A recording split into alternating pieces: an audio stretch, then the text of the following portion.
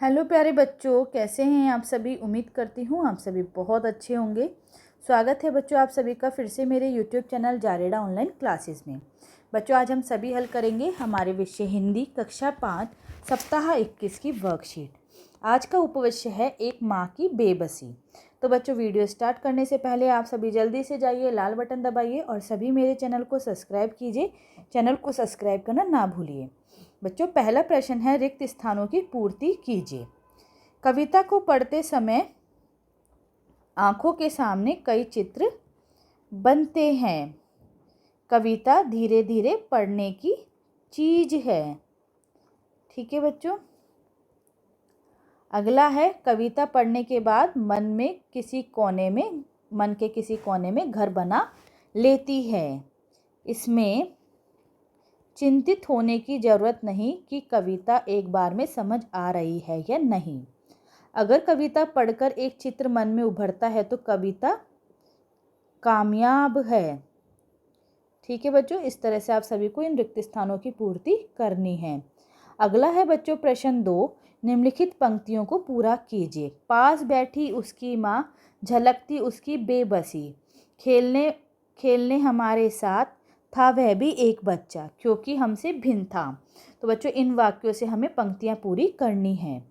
निकल कर आता था वह खेलने हमारे साथ, खेलने हमारे साथ। देखने में हम बच्चों की ही तरह था, वह भी एक बच्चा, लेकिन हम बच्चों के लिए अजूबा था क्योंकि वह हमसे भिन्न था, क्योंकि वो हमसे अलग था, क्योंकि हमसे भिन्न था। अगला है बच्चों, जितनी देर वह रहता पास बैठी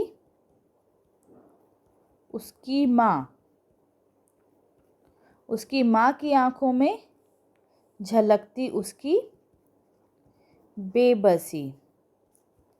ठीक है बच्चों, इस तरह से हमें इन्हें पूरा करना है। अगला है बच्चों प्रश्न 3, निम्नलिखित प्रश्नों के उत्तर दीजिए। रतन कहाँ से निकल कर आता था? तो बच्चों रतन अदृश्य पड़ोस से निकल कर आता था। अदृश्य पड़ोस से निकल कर आता था।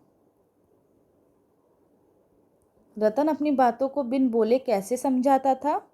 तो बच्चों रतन अपनी बातों को बिन बोले इशारों से तथा अपनी माँ की आंखों से झटपटाहटों के द्वारा समझाता था।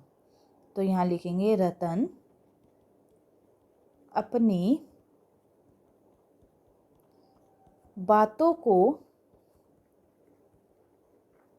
बिन बोले इशारों से तथा अपनी आँखों की छटपटाहटों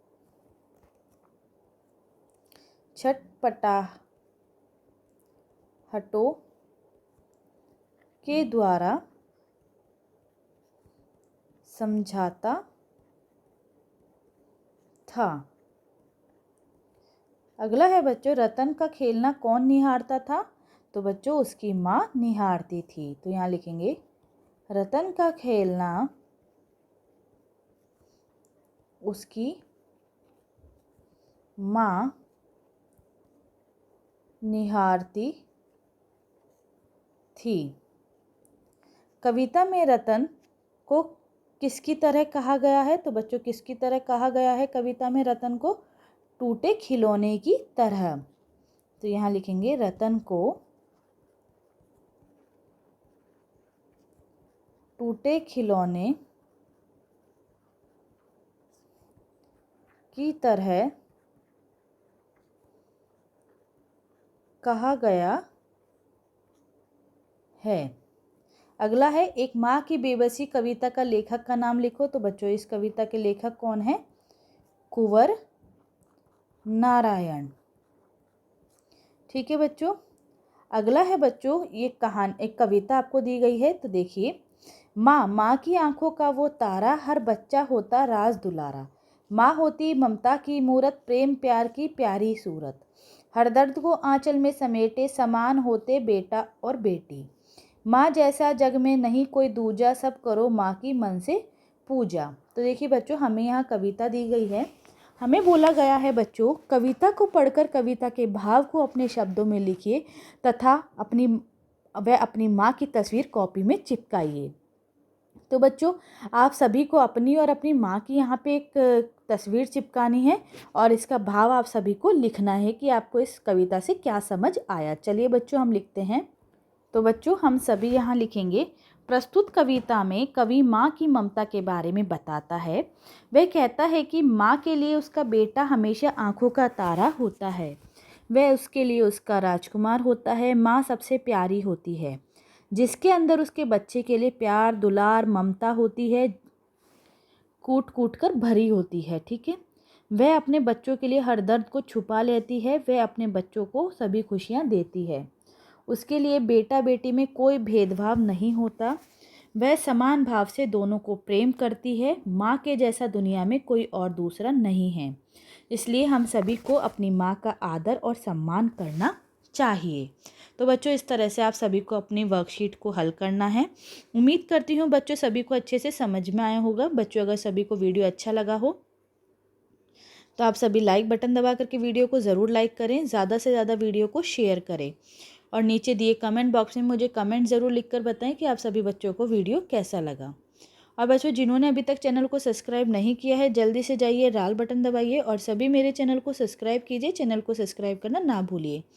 आप सभी बच्चों का वीडियो देखने के लिए बहुत बहुत धन्यवाद।